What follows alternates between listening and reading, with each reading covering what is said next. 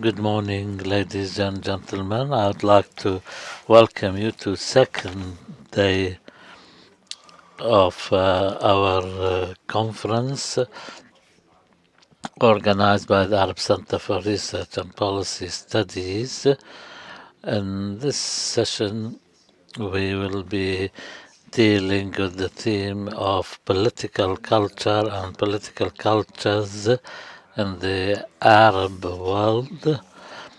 Our guest today is Professor Stephen Welch from Durham University, the United Kingdom, and he's been lecturing there between 1993 and 2017, and prior to that he worked in Budapest and Texas University, and he joined Oxford University and he lectured on Eastern European policies, the theory of democracy, and the philosophy of social sciences.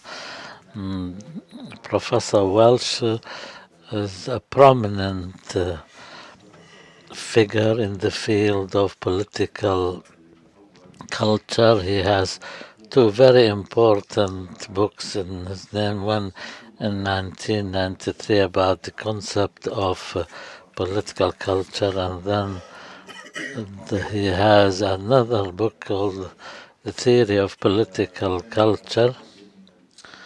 Dr. Welch will be presenting as he will in the first hour, then we'll continue the sessions.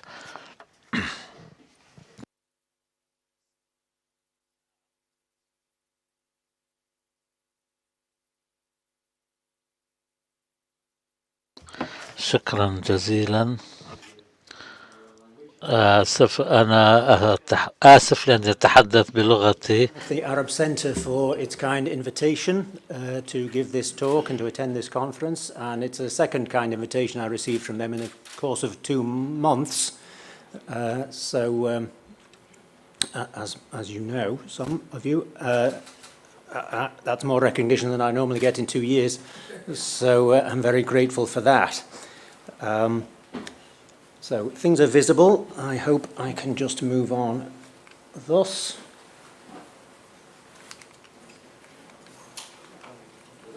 Sideways. Okay. So I'm going to talk primarily about arguments I've already made in my book of 2013 called The Theory of Political Culture, although I will say one or two things that I've considered and thought about, been working on, as they say, in the meantime, probably more towards the end. So those of you who've read that book, and I believe there may be some who meet that unusual description present, might find this less interesting than those who haven't, but anyway, we shall see. 5 sections are going to be discussed here, more or less equally in duration, I would imagine. Let's just start off with the idea of political culture and causal explanation.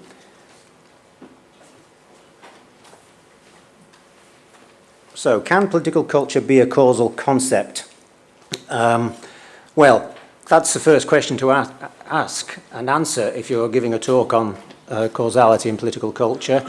And it's not an easy question to answer because there's quite a few people who maintain that it can't be a causal concept. They insist instead on a hermeneutical conception of culture and hence of political culture, or an interpretive one, might say, or anthropological one. And implicit in that claim, usually, often explicit, is the notion that it's not actually a causal concept, in particular not a variable, as behavioural political science tends to refer to causal concepts, in particular as an independent variable. Now this follows the tradition of speaking about culture in Western academia, and indeed about political culture, which was first spoken about in the 18th century by Johann Herder, who himself was using it in a way that would become quite common as a critique of what was, at the time, scientific methods of comparison between countries, namely, and in particular, those of Montesquieu he was criticizing. And so the use of culture as a critical concept to criticize the concept of the idea of scientific explanation is actually baked in to the concept of political culture right from the start. That's not to say that it can't be overcome, but it is a live tradition and has its most effective and influential recent representatives in the form of, I'm going to discuss two people, but most obviously and firstly Clifford Geertz, a well-known anthropologist, cultural anthropologist, American one. Americans tend to do more cultural anthropology. British social, or that was the case 50 years ago anyway, probably less now. There are numerous other traditions in anthropology.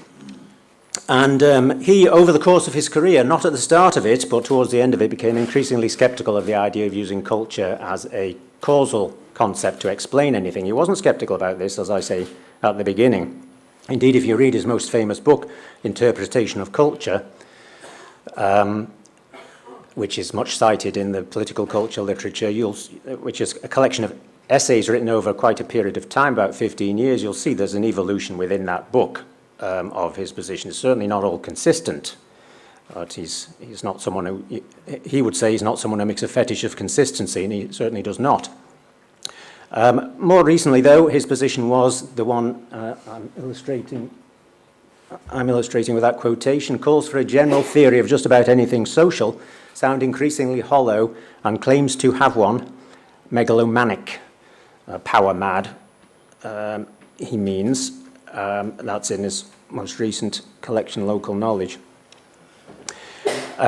He also says in his one of the essays in the book I've referred to, one of the more famous ones, Thick Description, that cultural study is not an empirical science, as he conceives it, but an empirical science in search of laws. I'm now quoting, I should have put this up on the screen, but I didn't. But an interpretive one, an interpretive study in search of meaning. And the search for meaning is not something that can give you any laws or any notion of causation, according to him. Now, let me just say right from the get-go that although I disagree with his position, I don't disagree with the idea one has to have a search for meaning when studying political culture.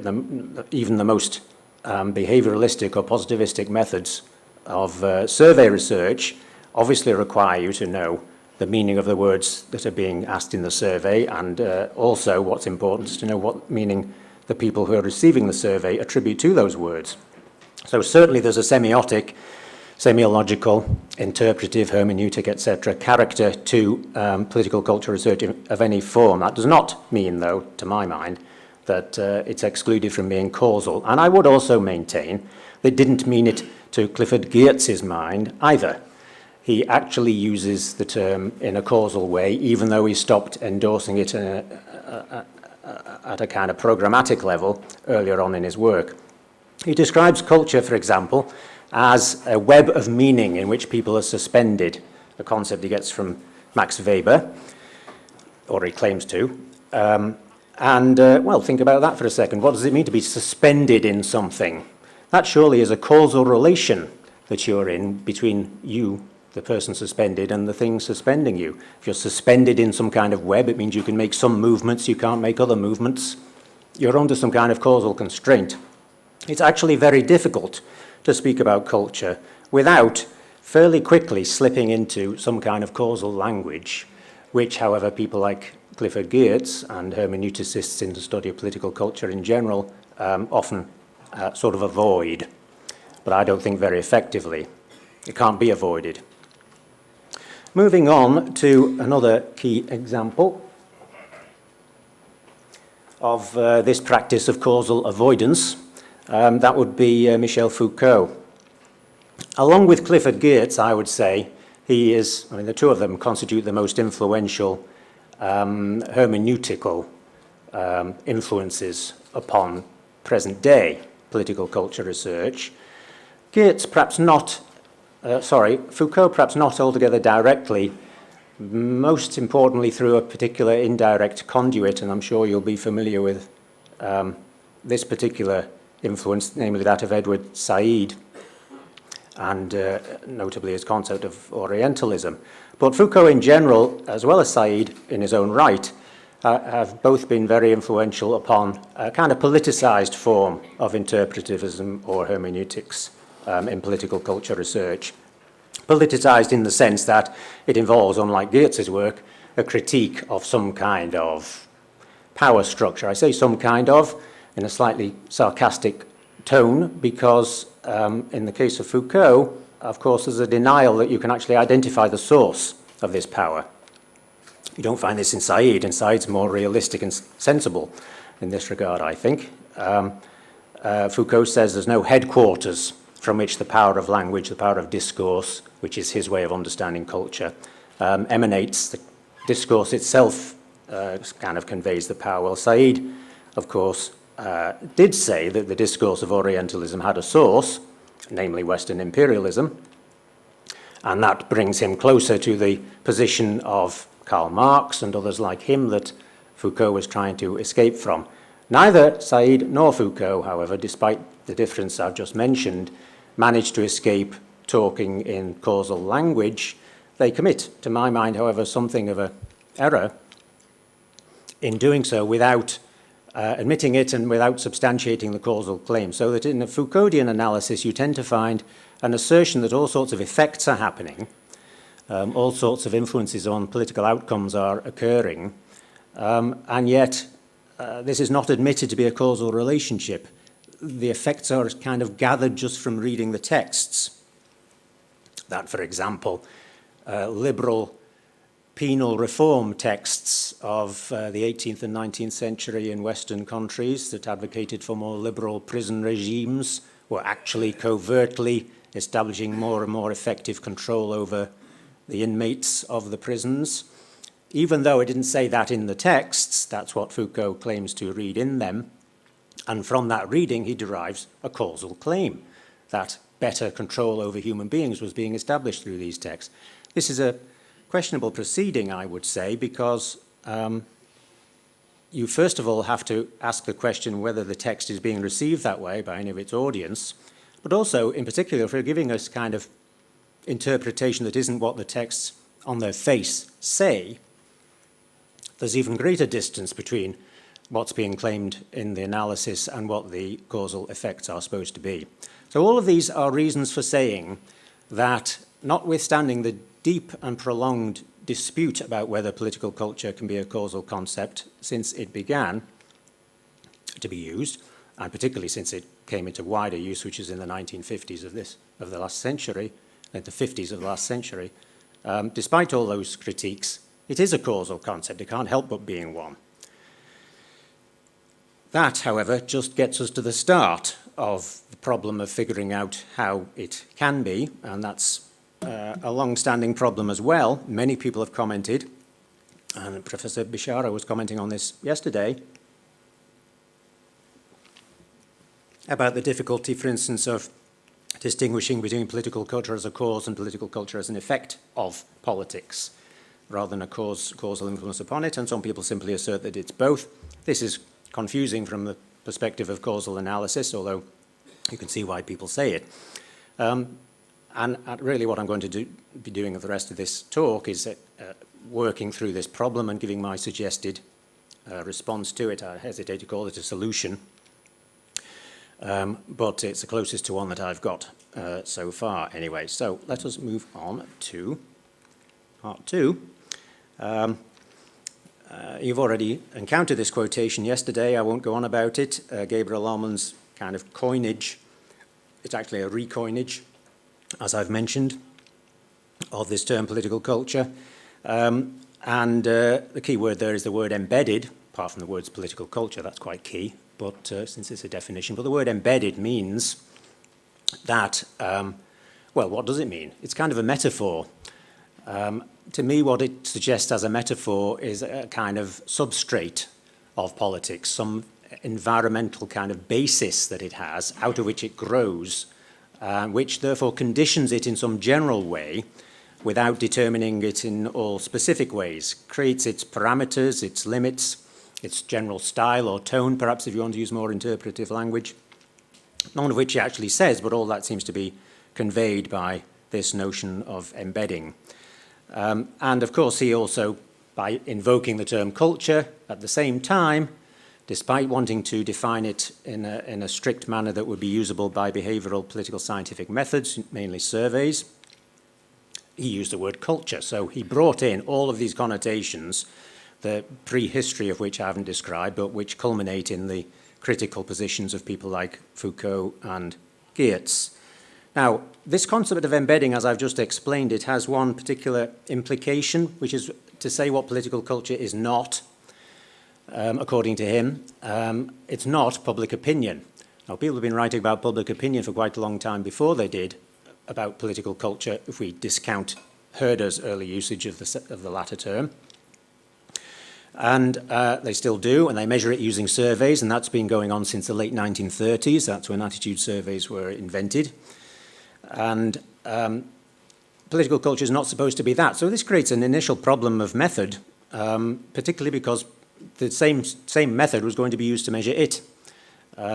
It's going to be used to measure this kind of underlying embedded phenomenon as well as the surface phenomenon of public opinion, which changes quite frequently, which is influenced by current events and scandals and so on that affect the evaluation of individual political leaders. It seems to fluctuate quite rapidly, and yet political culture has been defined as distinct from this, as providing perhaps some outer limits that public opinion might operate within, but not accounting for its individual fluctuations. So that's important to the initial definition of the term, this distinction. Early studies, well, they have been mentioned, and you're familiar with them, I'm sure. In the early 1960s was the first wave of political culture research, and these are two of the most famous products of it. Although the second one, is worth noting, uses which is edited by Pye and Verber, uses somewhat wider palette of methods than does the first one, which is all based on attitude surveys. Civic culture is an attitude survey-based study, you're supposed to be able to get to the political culture from an attitude survey by virtue, at least according to that book, of the kind of questions that you ask. Second one uses much more interpretative methods because it's studying some countries in which attitude surveys weren't practicably done, or hadn't been done anyway, up until that point. So already, in the first two important books of political culture research, you get some problems stemming from this incorporation of the concept of culture with its long history of sort of anti-positivistic usage. And you get the same thing in what I would call the second wave of political culture studies. Maybe I'm giving it an enhanced status by virtue of the fact that this is where I started doing it, in communist studies. And in communist studies, the issue was, can political culture help us to understand the politics of particularly European, but not only, but mainly European communist countries, including the Soviet Union. My supervisor was a Sovietologist, and I started off doing a thesis called Political Culture and the Soviet Union. I rapidly found I was much more interested in the first one than the second one, and so I went more theoretical with it. But nevertheless, there was a quite lively field of study there for a while in that field. And for them, the key distinction was not that between political culture and public opinion, but that between political culture and ideology, whereby ideology they meant the official, prescribed and taught in schools political culture that the regime wanted the population to adopt. So communist regimes are distinctive, not unique, but they did this to a distinctive extent in having in mind the idea of changing the culture and not just changing the government. And in a very comprehensive way, they wanted to create what was called New Soviet Man at the time, and made enormous efforts to do that, to inculcate loyalty to Marxism, Leninism, and understanding of it as well, of course, to begin with, and to its representative, which was the Communist Party, of whichever country it may be, primarily, though, that of the Soviet Union. This field of study also, as I've already said, was characterized by the re-emergence of this methodological tension that was already apparent in the initial coinage of the term. Here it took the form of a debate about subjective and comprehensive definitions of political culture, where the comprehensive definition is one which took into account the entire history of the country in order to arrive at a notion of the political culture, as opposed to doing surveys. And there's a very obvious reason why this question arose in the study of communist states, which is you couldn't do surveys. And in particular, you couldn't if you're a Western scholar, otherwise you'd be arrested. And that meant that there was a kind of empirical deficit for the description of political culture created by these cases. And so you get accounts of the entire history of a place like Russia being used to explain what the political culture would be, because it's just a continuation somehow of that history. Pretty much everything goes into that description, but of course, in a sense, not everything can do so. It just extracts a kind of leading themes of it in order to characterize the political culture. It's a problematic way of studying political culture because it's very difficult to know what doesn't count as evidence of the political culture if you use that kind of method, a kind of panoptical view of the entire history of the country. Of course, the present-day politics is going to be a result of that, as some critics commented. What else could it be a result of, apart from the whole history of the country? Nevertheless, that debate did occur. Meanwhile, mainstream, you might say, political culture research, that is, say, applied to countries where you could do surveys, which are pretty much democracies, for the most part, continued in the 1970s. It was in the 1970s that this second wave happened, I should have mentioned, and continued in the 1970s and onwards. Indeed, there is still research being done, I don't want to say now, but certainly in this century, that pretty much follows the template laid down by the early studies, civic culture and political development. A notable example came out in 2001, was a book by Lawrence Harrison and Samuel Huntington. I forgot to put this on the slides, and it was called Culture Matters. Samuel Huntington, of course, himself had done quite a lot to relaunch the study of political culture with his Clash of Civilizations thesis that was from the 1990s, except, of course, he was finding cultures at a macro level compared to the typical study at national level that had been made up until then. That's a much debated thesis, of course. So Harrison and Huntington wrote this book that continued this kind of comparative project of political culture as a causal explanation, and you can find out, from it why some countries have successful political and economic development and others do not. And the book has some good examples in it, as does another book by Harrison written around about the time, which is called The Central Liberal Truth. So that project continued, but perhaps more important as a representation of the continuation of this project was the work of Ronald Inglehart, who began to contribute to this field in 1977, but actually in the early 1970s, as far as his articles are concerned, in a book called The Silent Revolution. Quite an important book, probably the main component of empirically oriented and survey-based political culture research in the period since then, right up until now. His last book was a couple of years ago, well, now 4 years ago, and he died only quite recently. And this is a book which discusses something called post-material values. Now, the notion of a value, it might be said, is another kind of not equals that goes with the ones I've already mentioned, public opinion and ideology, except that it's never really been expressly stated this way, but really the not equals in this case is the concept of an attitude. A value is different from an attitude by being somehow deeper, more general, more difficult to change. In other words, built into the concept itself that you're using to measure the political culture with is this idea of embeddedness that well, Ullman built that into the concept, but now it's built into the, as it were, operationalization of the concept. by people like Inglehart. Now, I'm sure many of you know his theory. I won't go into it at too much length, but it's kind of interesting. I do need to say a bit about it. Because what it does is to combine two important sociological claims. One is modernization theory, the idea that as socioeconomic modernization occurs, division of labor proliferates, industry becomes more technological, education levels rise and so on, modernization in short. Secularization also proceeds along with this.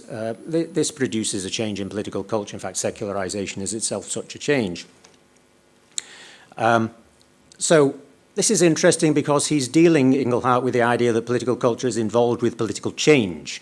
He's going beyond the idea that it's just something in the background that somehow puts a brake on political change. He's accepting a theory of change within the theory of political culture by associating it with this idea of modernization. Now, I'm not claiming that Almond, Weber, and all those from the earlier phase would have denied this, but they didn't expressly say it either. He's making it much more explicit. And in particular, he's trying to explain what he noticed was going on in the 60s and 70s, as a lot of people did. A big expansion of the agenda of Western political debate into areas like minority rights, environmental protection, and so on, which he thought was a big change and innovation in Western politics, as to some extent it was, although I don't think it was quite as new as he maintained. And he dubbed it post-materialism. Post-material values were starting to occur. How does this connect with the modernization theory? Well, it's through his argument that people learn their values at a relatively young age. In the formative period of their life. He's not altogether explicit about when the formative period is, but it's more or less, I think, the ages between about 10 and 25, judging by his surveys. At least that's how he understands it, not endorsing this idea necessarily. Now, with this concept you have, of course, another way of claiming that political culture is, it can change, but only slowly. So when people learn these values, they tend to keep them, according to him. And you get generations then growing up who've experienced new values, replacing those through generational replacement, his euphemistic term for what we otherwise call death, as the people with the other values leave the electorate. Why do the values change? Because in modern advanced industrial societies, certain material pressures that used to exist no longer exist. There's what he called material security. When you grow up in material security, you stop worrying about material security and you start worrying about things like the environment or minorities and so on. There's a big shift in values caused by growing up in a secure post-war Western environment, according to him. So, as I said, this is important because it creates a dimension of change within the concept of political culture, which is a useful thing to have in it, otherwise it's just nothing but pure conservatism, as is often deployed politically, again, as we were hearing from Professor Bishara yesterday. That often happens. So this contradicts that, and that's a useful advance. But you still have a problem because there's still the claim that culture is in the background, it's slow-moving, it's values as opposed to attitudes, it's political culture rather than political opinion. What you have more recently, though, and post-materialism is itself an expression of this. This is the problem for Inglehart's particular position, is that you get cultural matters coming into the foreground. Post-material values can themselves be understood as cultural politics, and they are understood that way by many people. The word culture is used to actually describe these new kinds of debates about things like, well, nowadays it'd be gender is a prominent one, but also sexuality, environmental issues are sometimes called cultural as well. Identity issues very generally are. Now, on its face, you might say this isn't a problem. Maybe that's just a different meaning of the word culture, you might argue. But to my mind, that's a rather easy solution. And indeed, what is this different meaning of the word culture in any case? There does seem to be a sense in which these things are cultural debates. They go quite deep, especially when you're talking about identity. That's supposed to be a deep-lying feature of people. And yet now they are becoming, and have done since post-materialism came into the picture, the prominent theme of politics in many countries, notably the United States, but many European countries as well, and other countries beyond that zone additionally. You get the problem of trying to figure out what the relationship is between this phenomenon, which is more generally called cultural politics, culture wars even, it is sometimes called, quite often actually, especially in the US, the difference between that and political culture. In fact, if you think about those two phrases, cultural politics and political culture, it sounds as if cultural politics ought to be the one that political culture describes, the underlying one, and politicized culture sounds like the present debate. So there's a big confusion of concepts happening because of this. And it's not just a confusion of concepts, it's a confusion of, or a problem anyway, of causality. Inglehart himself tried to deal with this, and this is part of the reason why I've spent a bit of time discussing him, because he pays a lot of attention in his most recent and final book, which is called Cultural Backlash of 2019, which he did with Pippa Norris, focusing upon Western and especially American, but European as well, cultural politics. He stopped calling it post-materialism quite some time ago. In fact, one feature of his work, as he's written all these books, he's written a lot of books on this topic, is he keeps relabeling the thing that's an alternative to materialistic politics, which is just a politics of economic distribution as far as he's concerned. His most recent name for it was postmodern values.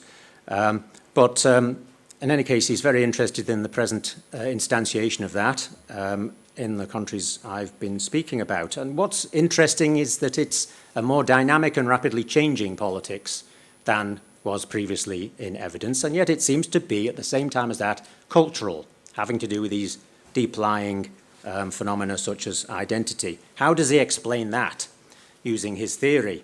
Well, he doesn't. He introduces a new theory to sit alongside his existing theory, namely that of cultural backlash, which is just that you get a reaction to these new post-materialist kind of concerns on the part of people who don't care about them very much and think it's a bad idea to talk about gender, for example, as a theme in politics. You get a kind of reaction, and this reaction tends to create a fast-moving and more dynamic political environment because of the fact that it follows a dynamic not of generational replacement, which is the mechanism he previously spoke about, the causal mechanism of political cultural change, but rather through the mechanism of what he's calling tipping points. That's to say, the conservatives at a certain point, social conservatives or cultural conservatives, when they the point may be perhaps when they are less than 50% of the population, or it might be somewhere else, start to get very upset. They might have to go down to 10% before they get really upset. And so you get the emergence of kind of fundamentalist religion and strongly conservative, but sort of aggressively conservative and dynamically conservative reaction that has been seen in many countries under the heading typically of populism. So he's got two theories going on. They don't seem to really go together. He frankly admits that there isn't very much evidence about where these tipping points are or how one identifies them or why things happen in the way of tipping points. But the point is, he's introduced a more dynamic and rapid changing component to his analysis of political culture. And this gives you, I would say, not only the problem of accounting for rapid change in values, which is what he now seems to be accepting can occur, but how to understand causal dynamics in general in the field of political culture research. You have it emerging from, culture seems to emerge from the background of politics as conceived in this research into the foreground. It's moved from being political culture to cultural politics, but you can't simply say, well, there's no problem because we're using a different word. Because we're actually using the two same words just in a different order. It needs more work, is my position on that. In fact, if I ever manage to write another book, it'll be on the subject, I hope, of political culture and cultural politics. It needs conceptually unpacking. What are we going to do? Well, one way to deal with a contradiction of this type is not so much to resolve it, but to kind of accept it and to consider it under the heading of a duality.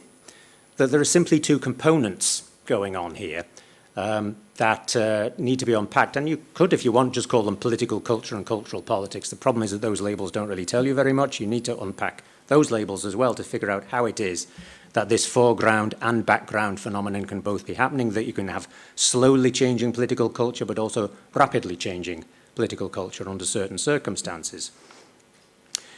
If we try to do that, what resources intellectually might we find in order to explore this question? Well, quite a few in my view. Embracing the contradiction, you might look to philosophy. Relevant philosophical arguments that embrace this kind of duality. Well, one that I'm interested in particularly is that of Michael Polanyi, who wrote a book in the 50s. It's actually a book in the philosophy of science called Personal Knowledge, the 60s, called Personal Knowledge. And its theme is actually quite easy to explain, although it's a fairly substantial book. This is a quotation from him: "We know more than we can tell." That scientific practice, and you can extend this to other kinds of activity as well, if it happens in science, it certainly isn't likely to happen anywhere else. Science is thought to be highly technical, highly regulated by rules and methods, but actually there's a great deal of practical skill involved in the designing, the conducting, the interpretation of, and the transmission of the results of, come to that, a scientific experiment. Scientists themselves have this enormous background of skilled practice and habits that contribute to the production of science, even though it's a highly technical, rule-governed, supposedly methodological enterprise. And so a distinction can be drawn between those rules and methods and techniques that are written in textbooks and those that scientists actually practice.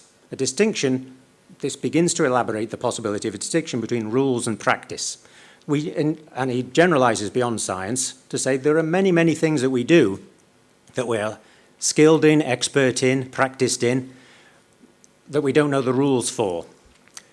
The famous example is riding a bike, riding a bicycle. There's a scientific formula that will explain what angle you need to lean at to turn through a curve of a certain radius, but people aren't taught that when they learn how to ride a bicycle. They get a bodily sense of it somehow. And if they never find out the formula, which hardly anybody does, it doesn't make any difference. They can carry on being able to ride it. They never forget. That's a famous cliche about riding a bike. It's like riding a bike. You never forget.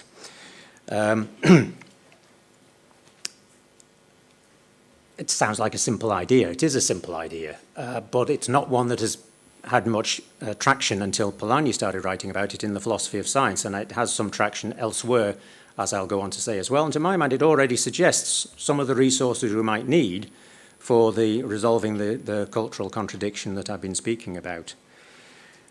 This is a quotation from him: "The aim of a skillful performance is achieved by the observance of a set of rules which are not known as such to the person following them." So it's really not the observance of a set of rules is what that comes down to. Now, another possible source, I won't go into this in too much detail, partially because I don't understand Heidegger all that well, but in the interpretation, which is much easier to read, of Hubert Dreyfus, controversial though, Heidegger had some similar things to say about the distinction between know-how and knowledge that, in other words, between technique and propositional knowledge. I reiterate, Heidegger scholars often find this problematic, but there's at any rate a book on the subject that purports to be based on Heidegger, written by Dreyfus. To me, another interesting source has been Wittgenstein and his arguments about rule following. I'm still talking about philosophical sources here. And his argument really is that the following of a rule is not something that can be explained by the rule.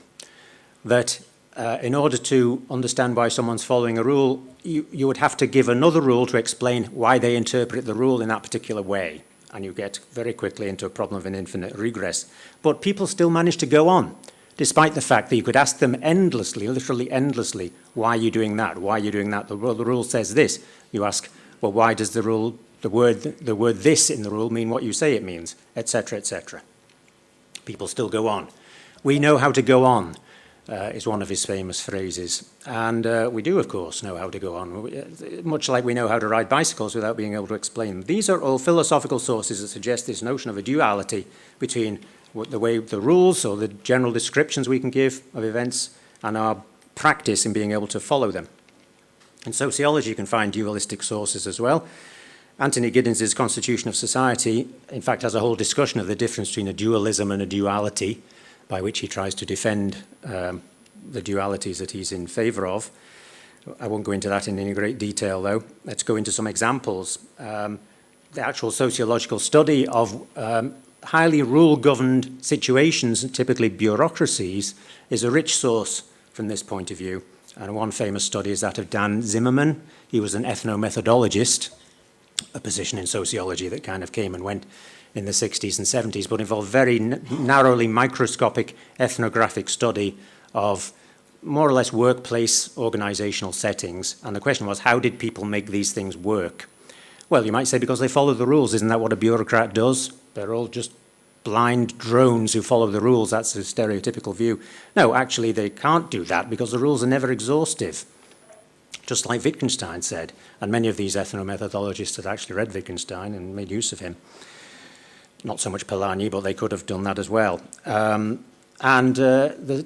practice and how people go about it is quite different from the rules, typically. And Zimmerman studied a welfare benefits office in the United States somewhere, found out that they were constantly encountering welfare claimants that they couldn't categorize in all of the various categories, but they had to categorize everybody. So they developed kind of rules of thumb practices, tacit understandings, as Polanyi would put it, that explain how they do that. And numerous studies of this kind have been done. This is not the only one, it just happens to be a particularly good one, in my opinion.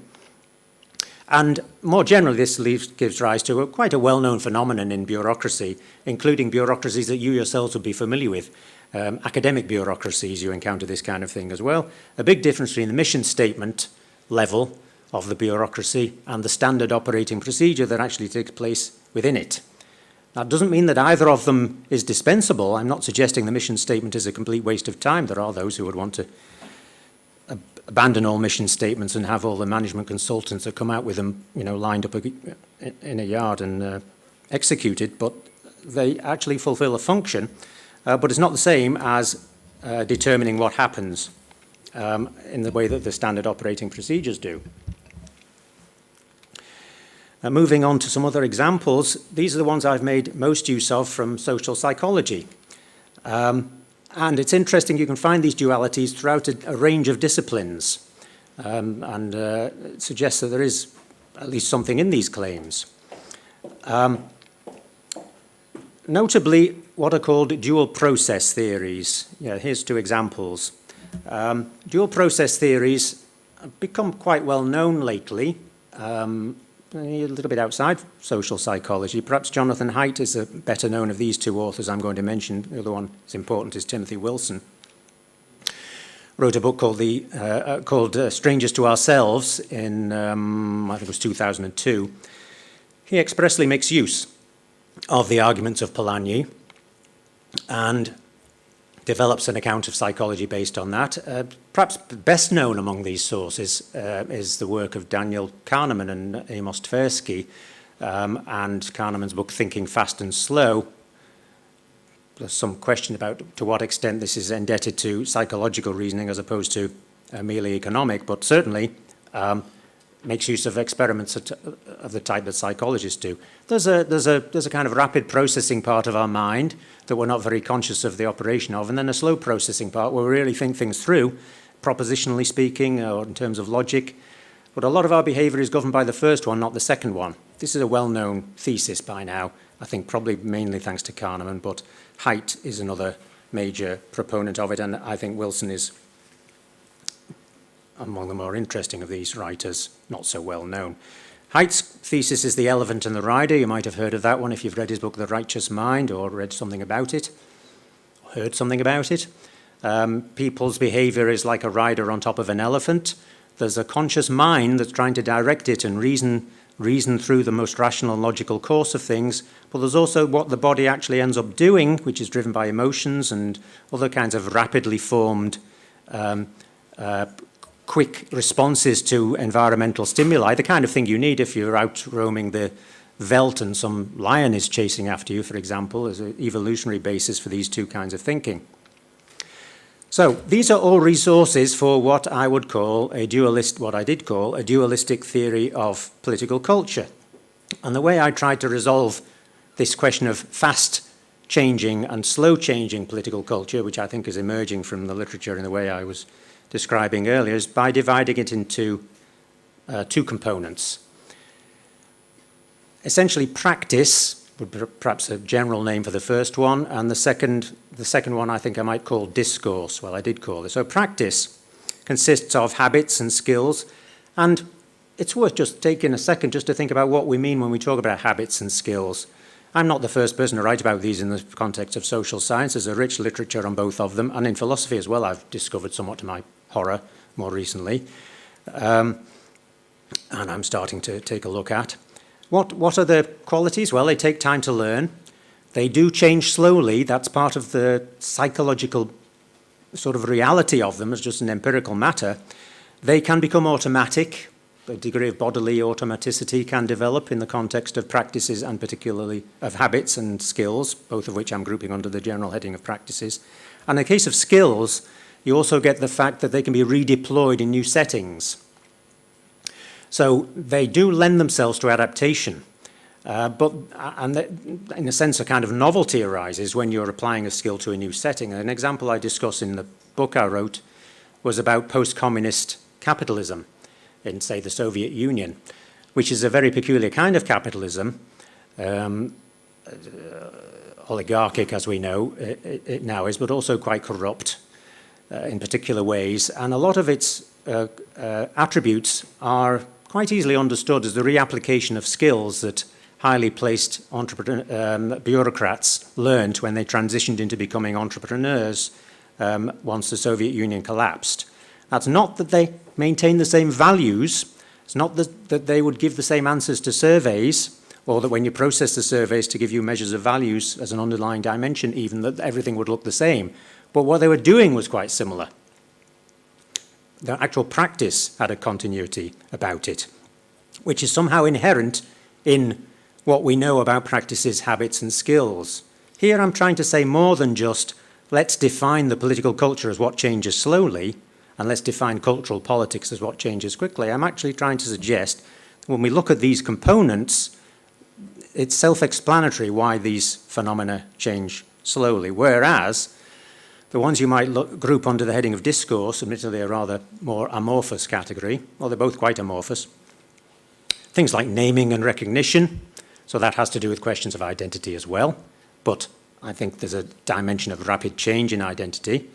Admittedly, that's not always what people admit and not what I was saying earlier, but there is one. You get new demands for the recognition of things emerging quite quickly, even though the people making those demands insist that it's a very deep property that they have that needs to be demanded. And they include standards of proper speech. These change rapidly as well. Those of you anywhere in the vicinity of my age will have had to undergo several transitions of speech patterns, possibly anyway, in order to give academic talks and so on.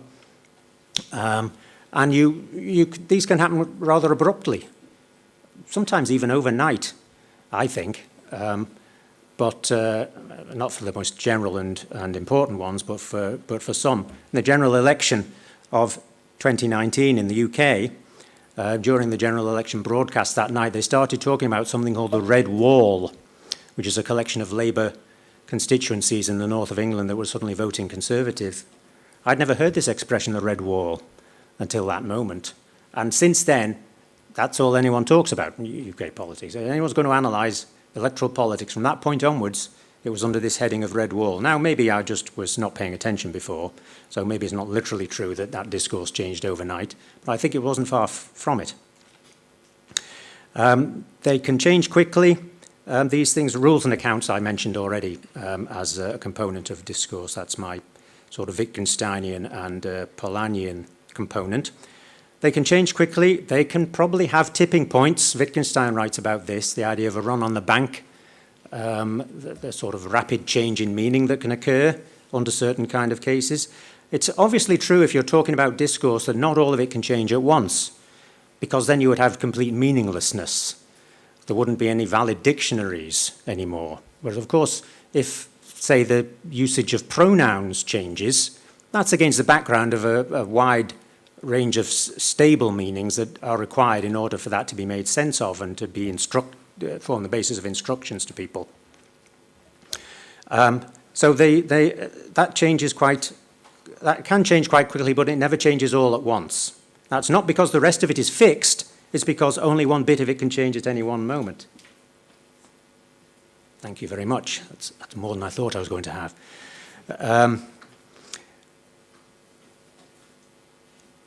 Again then, looking at the actual substance of what these components are, as opposed to just making a stipulative definition, we can understand how there could be a rapid changing dynamics involving these factors. And really that's my dualistic theory of political culture. What are some difficulties with it? I mean, I've thought of quite a few, I must admit, in the 10 years, I suppose, since I wrote it. I mean, there are always some difficulties with any dualism. Any sort of philosophical dualism tends to come under attack. The most famous one is the Cartesian duality of mind and body, much criticized since then, which is part of the foundation of Western European philosophy. You might say that this suffers from being schematic, this distinction. I think it does suffer from being schematic. And what does schematic mean? It just means preliminary.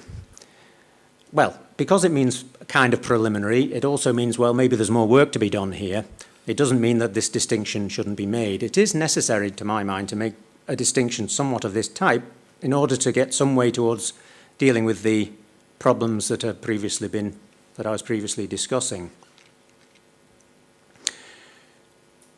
I mean, I feel kind of bad about the fact that this book is a bit schematic in its theory, but what I would say in its defense is the rest of the books on political culture theory are even more schematic, because they just don't address this question at all.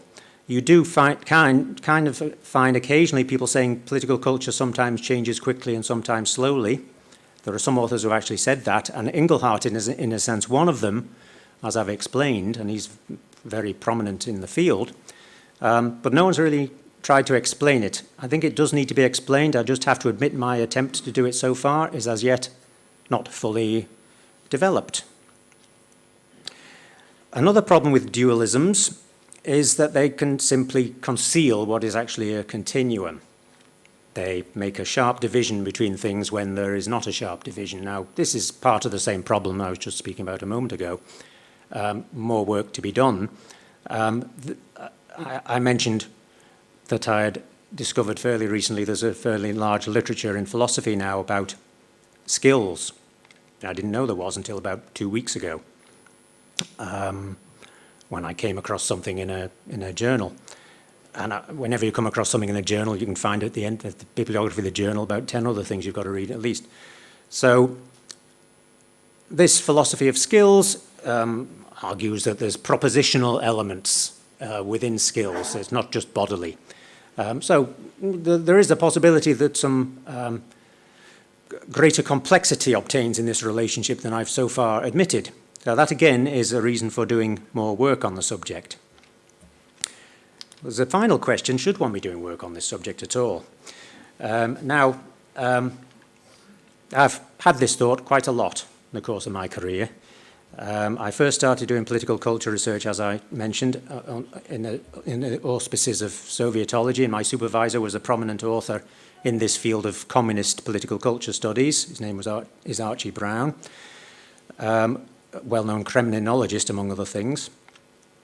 First academic to spot the rise of Gorbachev as one of his important achievements, but also a writer on political culture. And he got me interested in it after he saw an essay of mine I wrote when I was an undergraduate, which he liked. So I've been kind of stuck in it ever since then. which was when I was about 22. And I do sometimes wonder whether I should have been, because it's a concept that goes in and out of fashion quite a lot. Now, there's such a thing as academic fashions, and lots of other concepts also go out of fashion.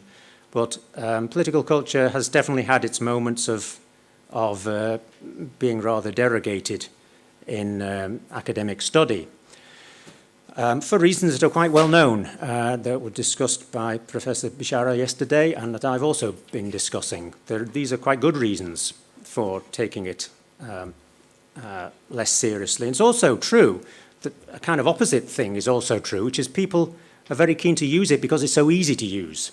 It's such an obvious concept. So there's a great deal of what I called in my first book casual use of the term political culture. Difficult word to use because you can easily transpose the letters and end up with the word causal. But actually there's two different kinds of usages. Causal, which is serious, and casual, which is unserious. And then there's also, actually there's three, because there's the semiological one as well, hermeneutical one. Well, anything that lends itself to casual use can be found in political commentary, in journalism, on the TV. Tends to evoke a rather sniffy, sceptical response from academics. Sometimes I say, well, I do political culture, and people say, oh, you mean that stuff that Alman Weber did, in the 1960s? Well, yes, I say. I do kind of mean that. But it's not a question that's designed to suggest, well, you're obviously on the cutting edge. So there is a question about whether it's too broad a concept to be useful. But I think probably the answer to that is that it is useful, however broad it might be. The fact is that although academic fashions change, the things that political culture research looks at remain interesting and important. People cannot do without them. If you wholeheartedly embrace, perhaps, a thoroughgoing kind of Marxian materialism of a very vulgar kind that Marx himself would not have embraced, you could perhaps do without it, but as everyone knows, Marxism itself during the 20th century became, over the decades, more and more cultural. More and more cultural Marxism was being done. And under the influence of Gramsci primarily, but others as well. You cannot do without it. Rational choice theorists can't even do without it. And many of the more trendy concepts one reads about now, identity, social imaginary is a reasonably popular one, habitus, likewise, reinstall the concept in one way or another into present-day academic discourse. So one might as well just use Ullman's term. I think it's a useful term. People understand it, but it shouldn't be allowed just to sit there without further intellectual investigation. And that seems to be what I've spent several decades of my time doing. And I'm glad some other people find it interesting, as I do as well. Thank you very much.